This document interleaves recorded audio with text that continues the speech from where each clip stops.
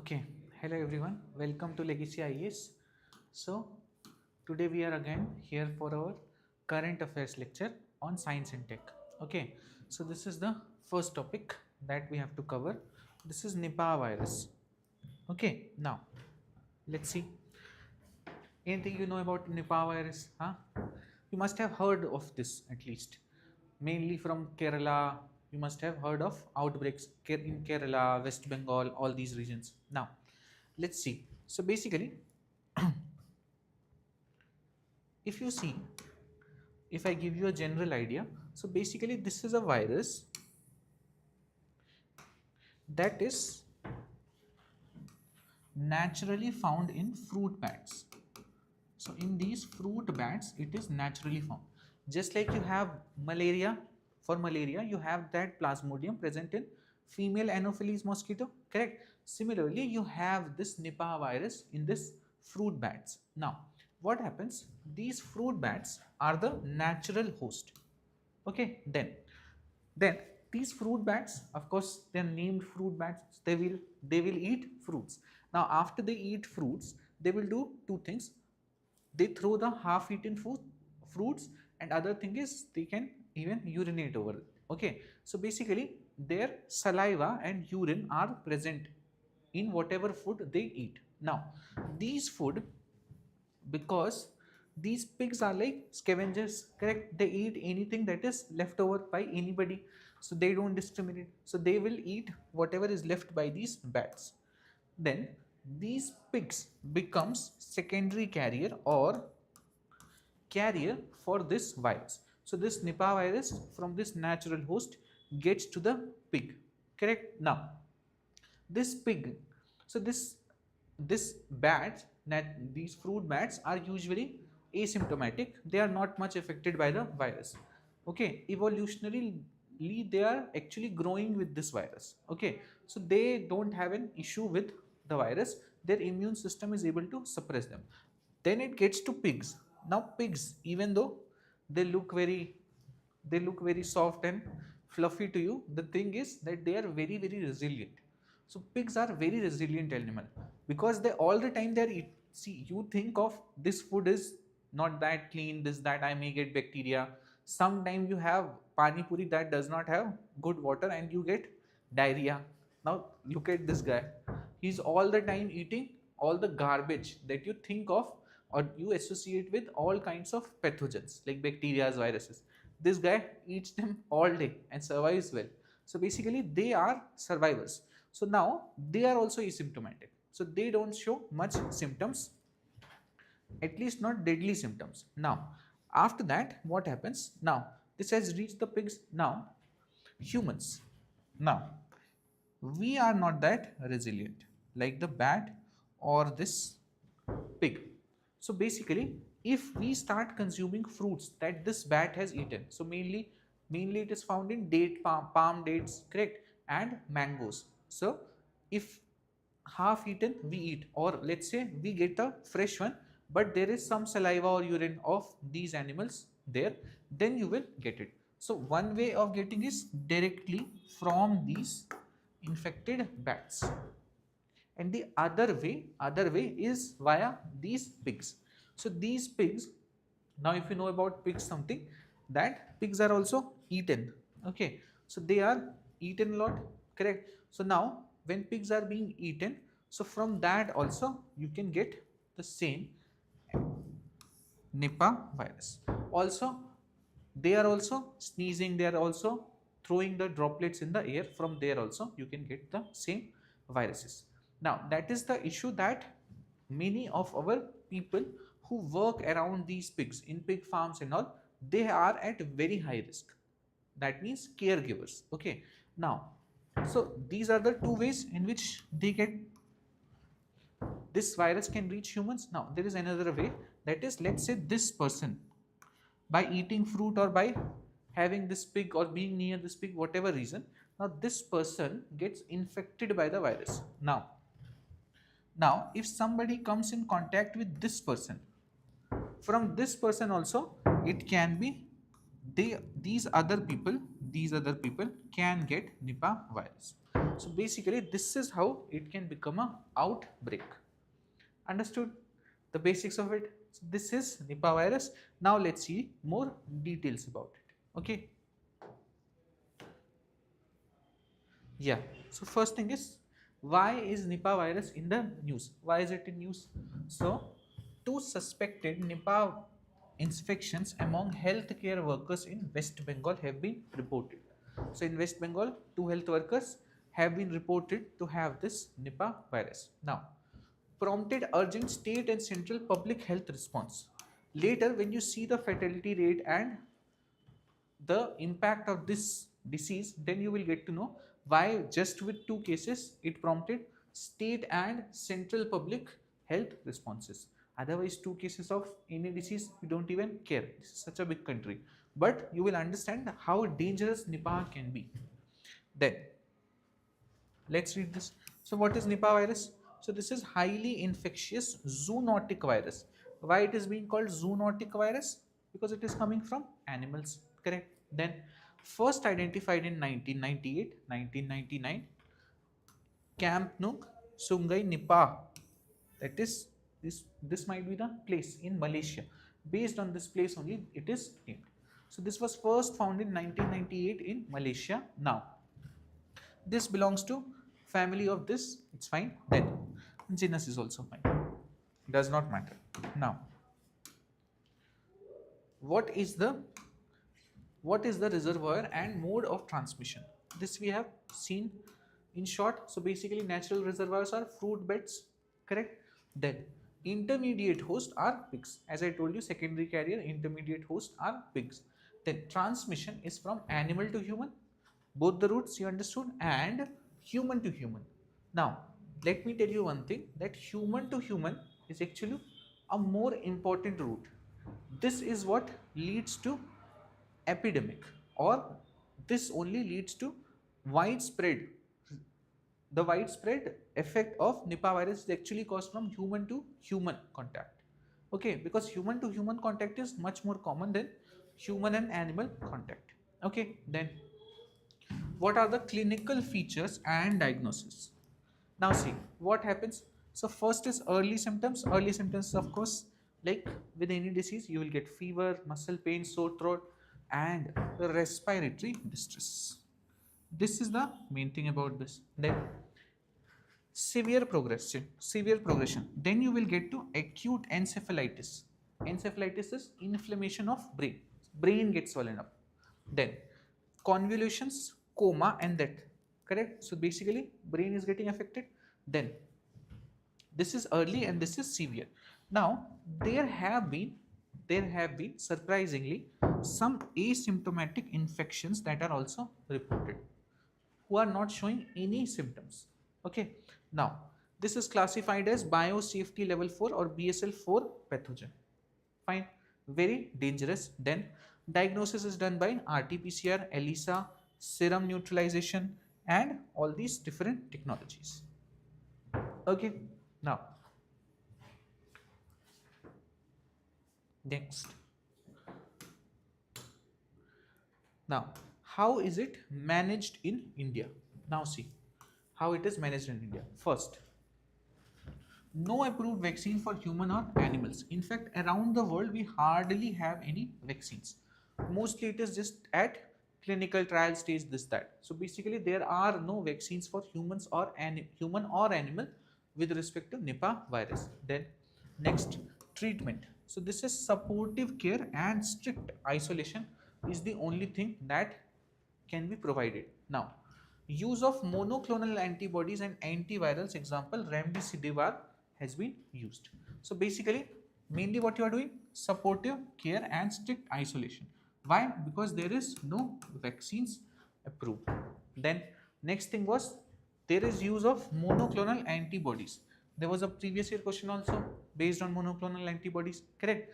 These are man-made antibodies, okay, that can work just like our normal immune response. So basically, how our immunity responds to anything.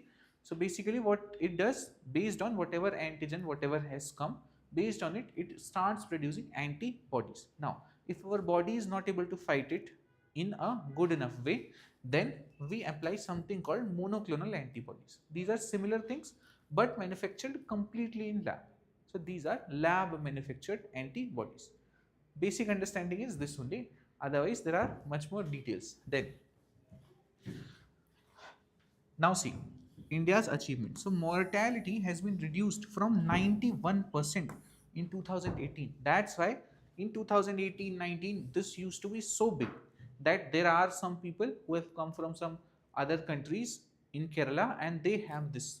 So then it used to be very big news. Why? Because the fatality is 91%. That means once you get caught by this, you're almost not surviving. Then now we have reduced it to 33% in 23-24, correct? But this is still very high. 33% is still very high, correct, for a disease to any person. Then Indian outbreaks. So in West Bengal 2007, in Kerala 18, 23, 25, all these. Why do you think Kerala gets all these? Huh? COVID cases also first came in Kerala. All these things come in Kerala because there is a huge migrant population that goes from Kerala to different countries, from West Asia to other parts of the world. Now from there, that is why whatever are the diseases, they tend to come to Kerala first, unfortunately. Okay. Why? Because of that migrant population. Now that migrant population is, of course, they are those countries where these people are located. They are not getting workers only from India, from all over the world they are coming, so they tend to get the diseases. Okay. Then now next topic is that ISRO has two consecutive failures with its PSLV. So you know about PSLV, this is ISRO's workhorse. So this is a launch vehicle that ISRO has used in most of its mission. Now recently, within 1 year, we have had two failures with this launch vehicle, which is very sad. You will understand what happened, this that, a bit in detail. Now let's get started. First thing, why is PSLV in the news?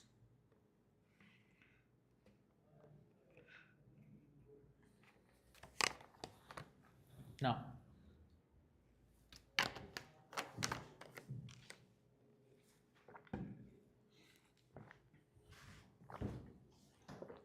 why is it in news? So ISRO's PSLV has suffered two consecutive mission failures. Okay, see this PSLV C61, and this was in May 2025. Here PS3 means what? This is the third stage of PSLV. Okay, this failed, loss of Earth observation payload. Then other thing is PSLV C62, again this is again the failure of the third stage again. So basically you have seen PSLV C61 and C62 both failing because of third stage failure of PSLV. Now so basically see orbit deviation and loss of satellites from 11 countries. Now this you need to understand. So basically now going to space or sending launch vehicles to space is not like bus or a personal car that ISRO sends their own car. Okay, it is actually like where you have, when ISRO is sending, let's say, some launch vehicle, then it will tend to carry different satellites from other countries also. Okay, so they all will be carried and then it goes. Now so same thing happened here also when this crashed. Okay, when this PSLV C62 crashed, actually 11 countries that had their satellites on board lost it. Okay, of course they have insurance and all, so they could recover the money, but it's a huge dent to us, correct? Why? Because now of course countries, different countries, when we will try to send our launch vehicle and try to get their satellites to get onboarded, it will become difficult for us. Okay, because they would not want to be on PSLVs. Understood? Then This is first back-to-back failures of PSLV in 32-year history. Okay, then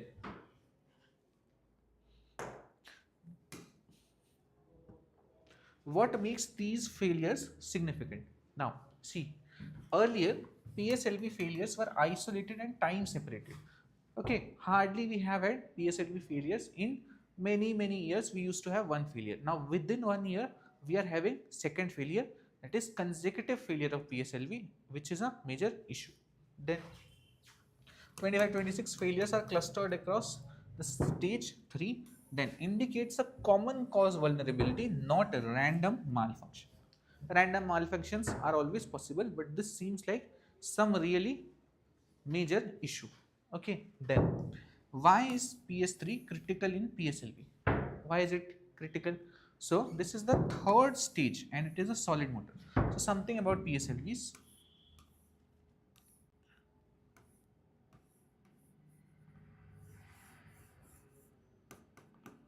See, if this is payload, these are the 4 stages. First stage is solid, then liquid, then solid, then liquid. So this is the first stage, second stage, third stage and fourth stage. Now failure where we are seeing in the third stage where solid fuel is there, and for that you have solid motor. Okay, now so this is responsible for velocity shaping and attitude stability. So basically what are these two terms? Velocity shaping and attitude stability. No, it's not a mistake. This is not altitude that I wrote attitude. This is attitude only. So the thing is that velocity shaping, that means now in the third stage it starts to send the satellite at a particular orbit where it wants to be located. Now if when it is sending it towards that particular orbit, it has to give a lot of thrust or to make it attain that velocity that is present in that particular orbit. Now for that, for example,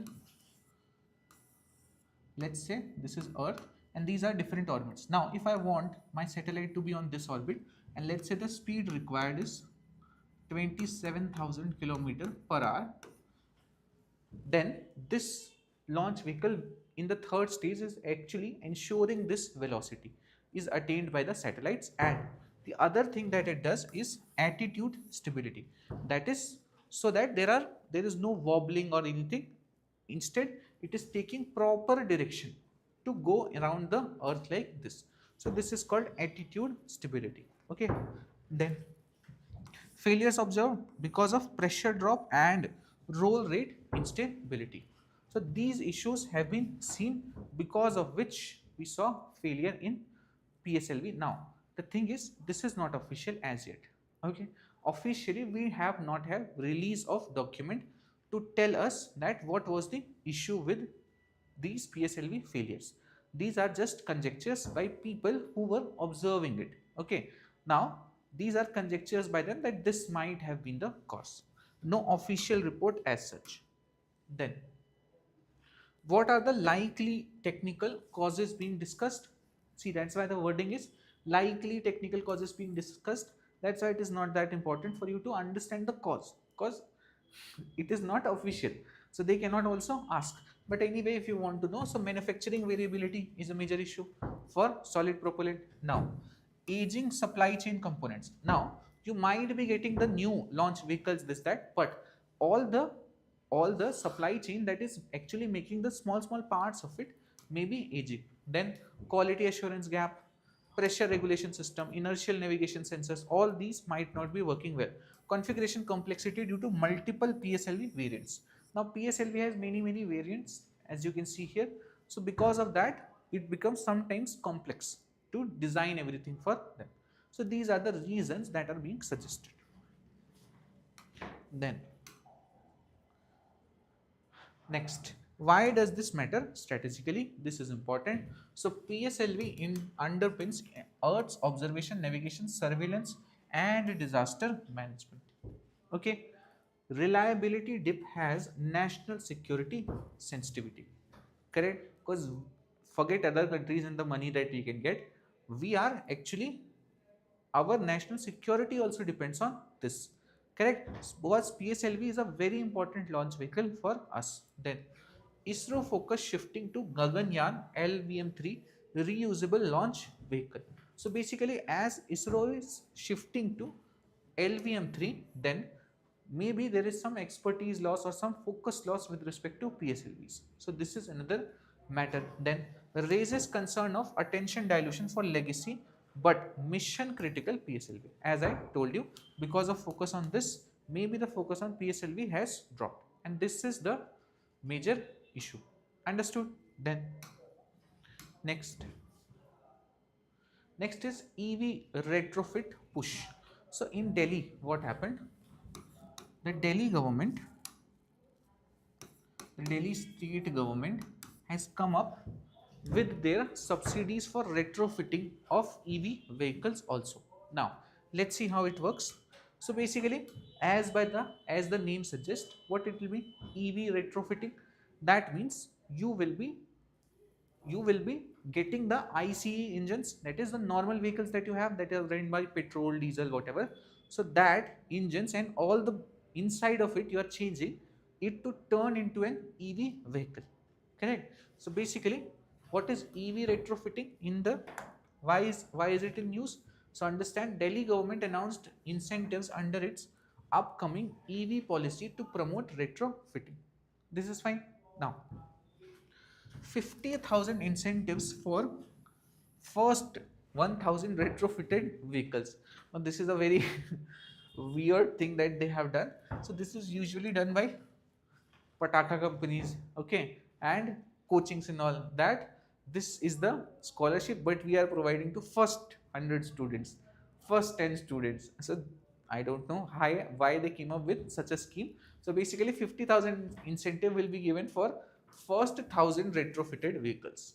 Okay, so this is the thing. Now initial focus is on two-wheelers and three-wheelers, aims to tackle urban air pollution.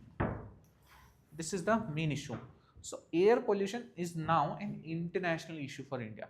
Even Geeta Gopinath, when the IMF chief, she also talked about that more than the tariffs that you keep talking about for Indian economy, what will harm more or what does harm more India is actually urban air pollution, especially in cities like Delhi. So urban air pollution is a major issue. So this is also an attempt to do something about it. Then scrappage gaps. Then scrappage policy we have that after 10 years, 15 years, whatever, we have to scrap our vehicles. Otherwise, we have to get fit certificate. Okay. So now there are gaps in that policy also, and high EV upfront cost. Now, why scrappage gaps can be resolved by this? So the idea is that instead of scrapping vehicles, why you scrap vehicles? Because after a point, the combustion that they do is not that well executed, and that's why they cause a lot of pollution. That is the major issue. But if they are converted to electric vehicles, essentially you are making them environment friendly. So that is the claim, that this can handle the scrappage gaps. Then the other issue that it says it can resolve is high upfront cost. So basically EVs, electric vehicles, have very high upfront cost, 2 lakh, 2.5 lakhs. Okay, this is the upfront cost of two-wheelers, proper two-wheelers, not the Ola ones. Ola ones also. So this is the upfront cost is high for EV vehicles. Then what is EV retrofitting? So basically, very simple, conversion of an internal combustion engine vehicle into an electric vehicle. Correct? This is EV retrofitting. What are the key changes? So in place of engine, what you will have? Electric motor, natural. In place of fuel tank, you will have battery pack. Fine. Then transmission has to be simplified. This is fine. So in place of engine, electric motor, in place of fuel tank, battery pack. Why? Because now it is to be an electric vehicle, and transmission has to be simplified. Then requires approval under CMVR and testing by agencies like this. So these are government agencies, not very important agencies, that will be testing these retrofitted vehicles. Okay, otherwise they won't be allowed. Otherwise, so what people will do, they will start buying stuff themselves they will convert, mechanic is converting, then who will take responsibility if something happens to the vehicles, if there is suddenly some fire, correct? So these agencies will actually give them permission or give them approval. Then why is it expensive? Now see, so basically the typical cost, this is the main barrier, that the typical cost for EV retrofitting for two wheelers is 60,000 to 1 lakh, which is huge, which is huge. Okay, now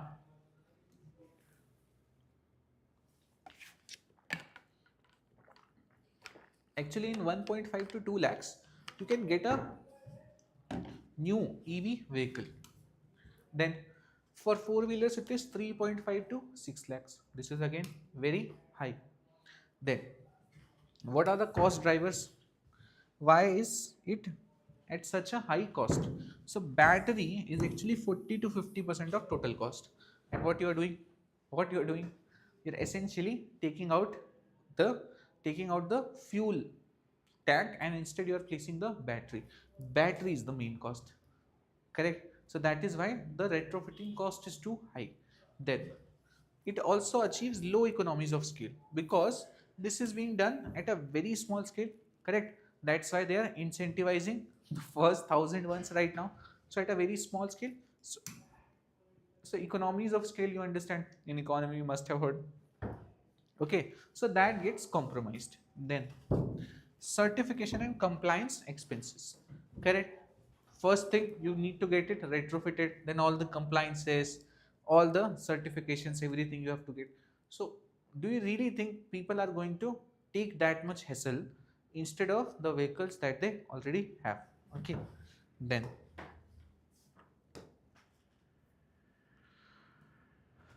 key concerns and challenges. Just a second.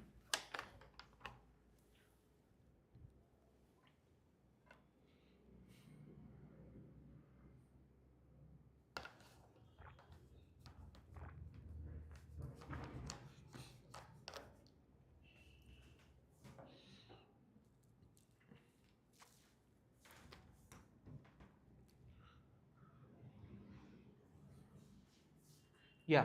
So what are the key concerns and challenges? First is economic. So high retrofit cost versus falling price of new EV.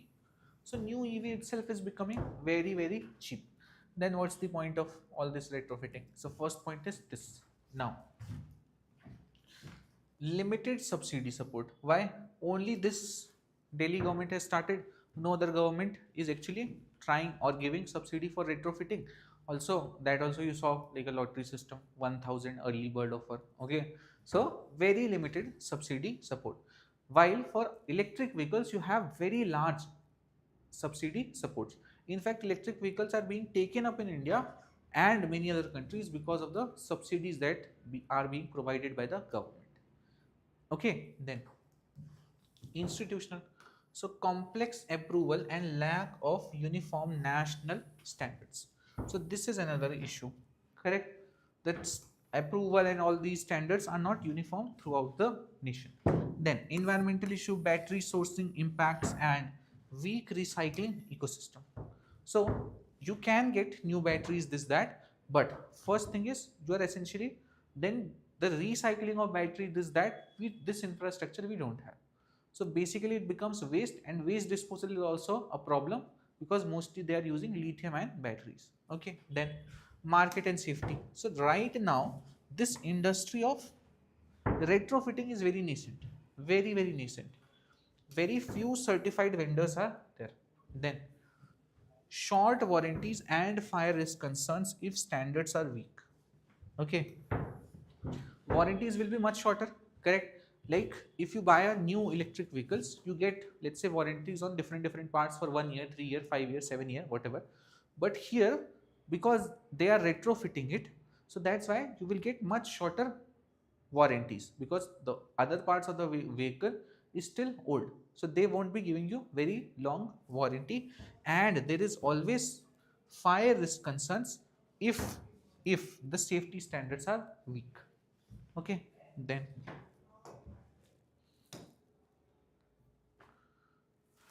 what is the suggested way forward?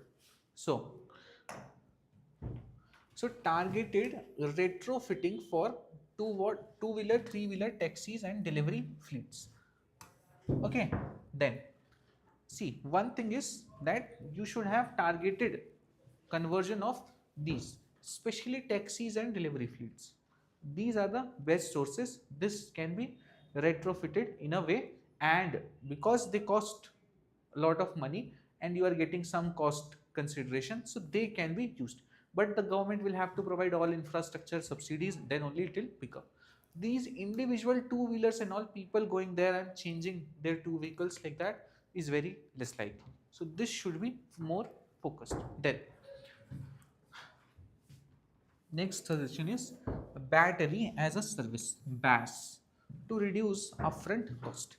As you understood, upfront cost of the entire EV is 50-60% of it is battery only, correct? So that means if you're talking about 1 lakh in retrofitting, more than almost 60-70,000 of it is actually battery only. So now if I don't just buy battery, then essentially if I take battery as a service, for how many days I am taking it on a loan, sort of, correct? So it is like a enabling a service. So battery as a service if I use, then I will be able to get my retrofitting in 10-20,000, correct? And then this will go on as a service. Whenever I want to use more of it, I will take more of the service. That's it. So this can be one way. Then stronger incentives linked to vehicle scrappage policy. So vehicle scrappage policy in combination to this can be good. That is 10-15 years have passed. Now you are saying that scrap this vehicle. You give them option. Instead of scrapping, sir, what you can do, you can get it retrofitted to EV. Then people would like to agree. So this is a good option. Then national retrofit standards and safety norms should be there at national level. Use of urban low emission zones, correct? So as to encourage EVs. Then parallel push. Do not dilute incentives to new EV because of this. Then otherwise what you will have, you will slow down this industry also, which is growing at a very high pace. Then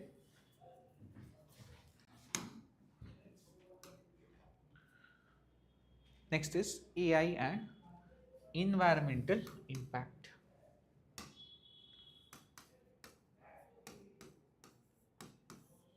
AI and environmental impact. Okay, now see,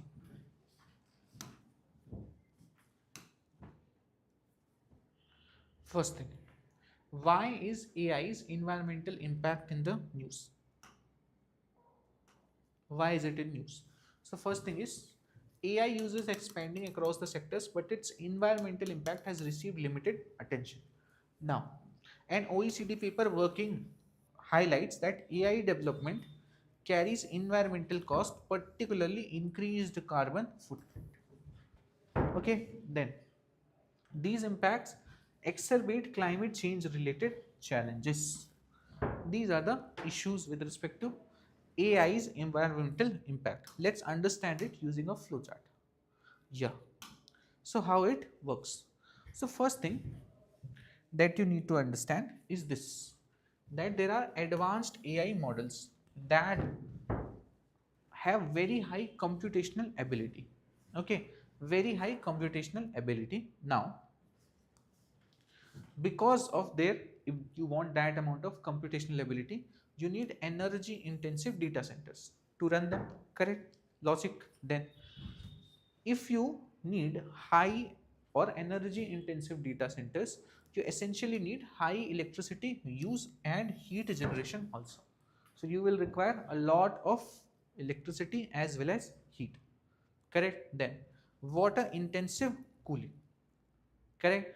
Now if I have to, a lot of heat is generated, correct? Then for cooling you require water and this electricity use.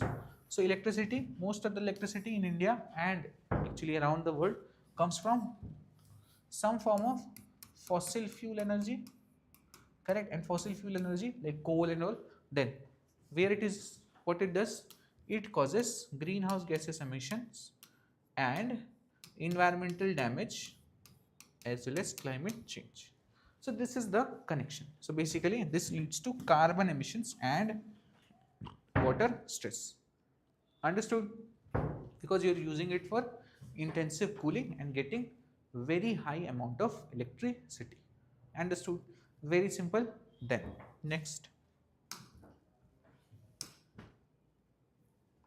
now see, what does the data say about AI related emissions and resource use?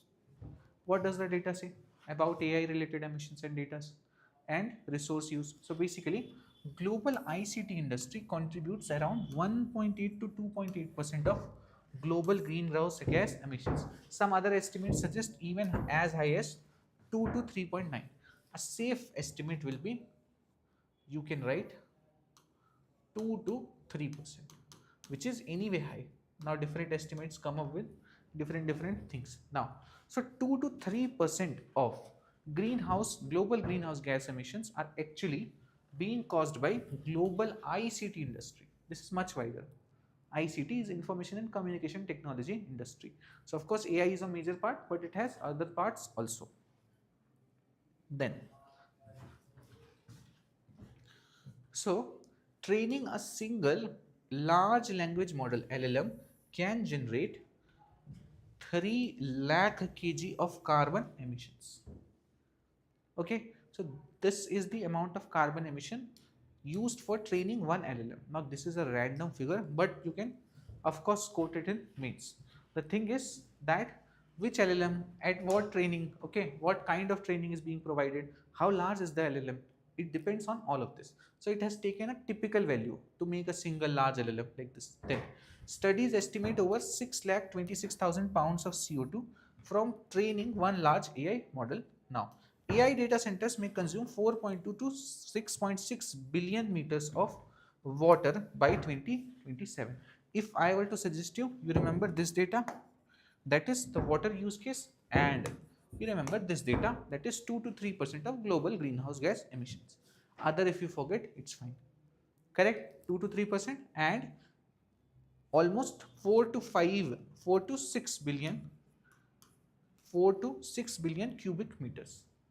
This is the amount of water that it is using. Understood? Simple. Then next, what governance and measurement gaps are highlighted? What governance and measurement gaps are highlighted? So first thing is,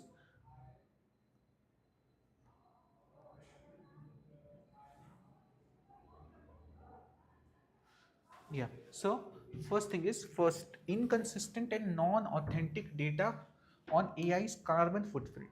So the issue is that we don't clearly know that what is the actual amount of AI's carbon footprint. This is the major issue. Then absence of measuring standards to assess AI's environmental impact. So there is no proper standards to assess AI's environmental impact. Then next thing is need for consistent indicators, terminology and reporting requirements. Correct? We are not very clear about reporting. What is their environmental cost is not even calculated by most companies. Then limited disclosure of emissions from data centers and high compute activities. Correct? Because they are not bound in the same way like you have for factories and this that. So they are not bound by that. So we don't clearly know what is the amount of environmental impact they are causing. Understood? Now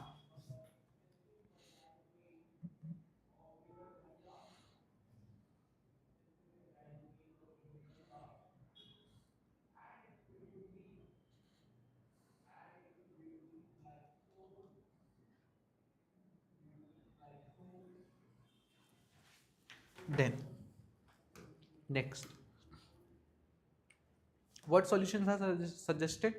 So first is extend scope of environmental impact assessment EIA to include AI development. First, simple, very basic, EIA में AI development का impact as a environmental impact should also be included. Very simple. Like you have to get environmental impact assessment For big factories, this, that, similar should be here also. And if there is anybody that is using AI in a way that is using data centers, this, that, they should also be come under EIA. That is the first one. Then establish measuring standards involving industry, think tanks and NGOs.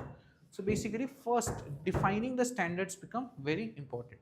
Define all the standards, correct? Then collect sustainability data on greenhouse gas emissions, energy, water and natural resource use. Okay, so sustainability data, all this you must collect based on what is the greenhouse gas emission, energy, water, all of these. Then include AI under ESG disclosure standards. Okay, so this should be declared by every company. What is the promote sustainable AI practices. So this should all be declared by the companies. Like use of pre-trained models is a good way, is a good practice, correct? Then renewable energy and power data centers, this is another good thing. Then reporting AI specific environmental estimates, all these are good habits that companies need to develop. But of course they are not children, that they will not children, they are not adults that they can take up good habits on their own. It has to be forced down on them. Then last is this Elon Musk. Okay, Elon Musk is of course not the topic. The topic is grok and non-consensual deep fakes. So this you might have seen a lot in news, okay, or on Twitter or anywhere that you might be seeing this. So basically, what issue was there, that what exactly happened? So understand this. First thing is, users were prompting to seek sexualized or intimate images of people. AI safety filters failed and proved insufficient.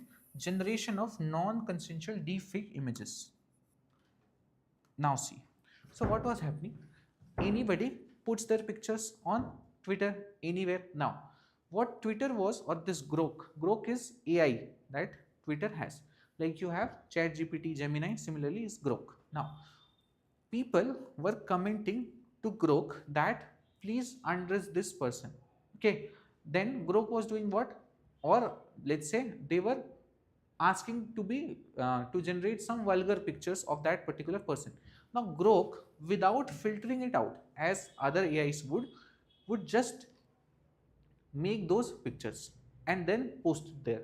So what was happening? People randomly commenting on anybody's below anybody's picture, and they were getting some other kinds of obscene pictures of them right below that other people can also see, which was a major issue. Now, so this was the issue, that users were prompting sexualized or intimate images. Then AI safety filters were failing in case of grok, and generation of non-consensual deepfake images started. Now, everybody started doing this, and all these pictures were circulating on social media. Then there was a lot of public backlash and regulatory scrutiny. Because of this, some countries even banned grok for entirety. So they didn't want all this, so they just banned this LLM or AI. Then platform response. So platform response initially, if I tell you, initially what was the response of Elon Musk and the company was that we don't come in between free speech. Now people are wanting to do this, we can't control it. As simple as that, they were saying this. Now of course this is not the responsible way to run a LLM systems like this. So eventually, after a lot of public backlash, some countries banning it, some countries putting fines, this, that, whatever, then the platform's response was tightening of guardrails and restrictions. So now if people are trying to put this comment under anybody's picture, it is saying that this cannot be done by me, or it is actually saying that only premium members, premium plus members can request this. And premium plus members is like a very, who are spending like, I think premium plus is 20,000, that amount of money per month. So those are actually famous people, so they won't be doing this. So that it is saying. Now I don't know for premium plus it works or not, but Anyway, so now this menace has stopped. So this is the whole story. Now, first thing, what is the core ethical and societal issue involved? So first is creation of non-consensual intimate imagery using generative AI. This is the first major issue, that these images were non-consensual. Then this violates privacy, dignity and consent.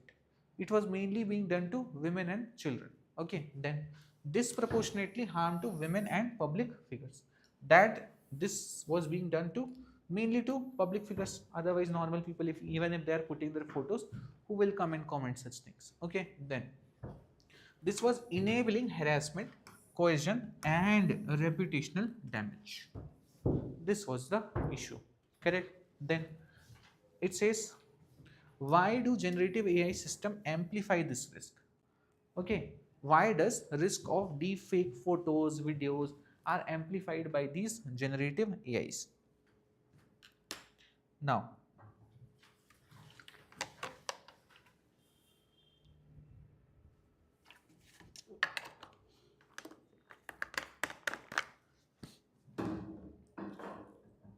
so the first thing is that they have the ability to generate high fidelity synthetic media at scale.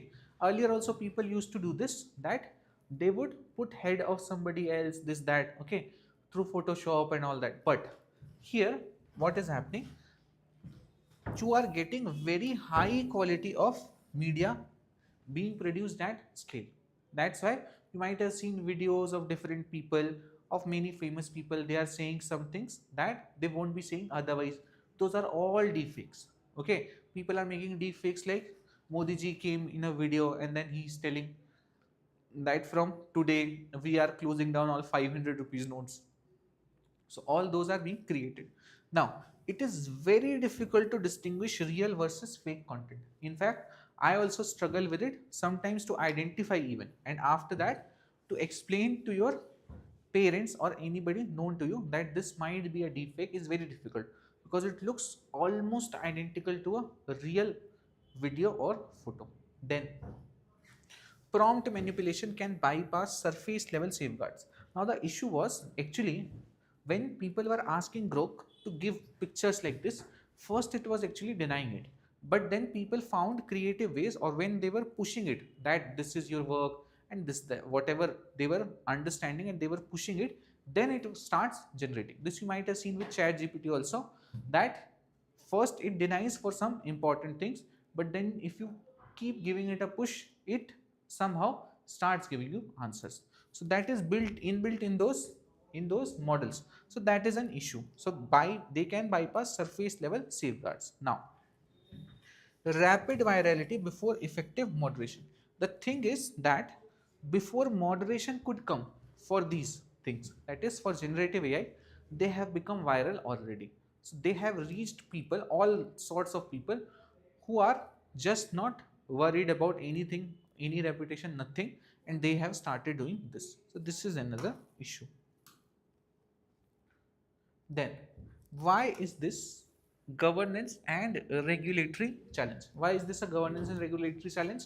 So there is unclear liability between user models, developer and platform safety alignment.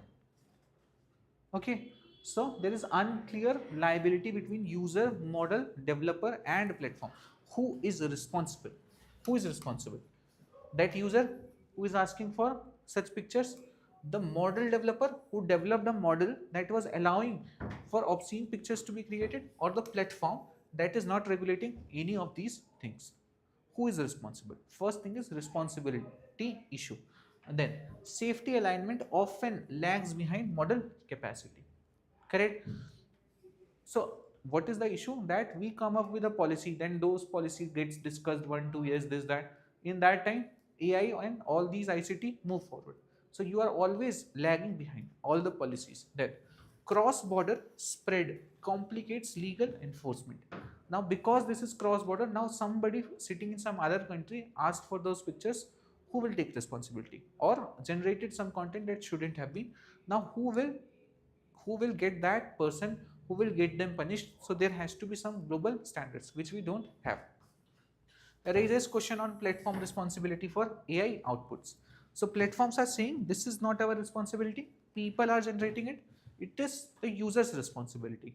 But the issue is that it can have widespread impact. So there are government sources that are talking about that platform should take responsibility of this. Then next, what safeguards are being emphasized? What are the safeguards that are being emphasized? So stronger guardrails during AI model training and deployment. So before deployment only, there has to be a lot of discussion and everything. Even when model training, it should be stopping users from getting some content that is harmful to others or harmful to society, that it should be there in the AI model training itself. Then next is consent based filters and hard refusal for sexualized content. So basically what it should ask for is, first thing is, it should be consent based. The filter should be consent based, and if somebody is asking for sexualized content of some other person, that should not be given at any cost.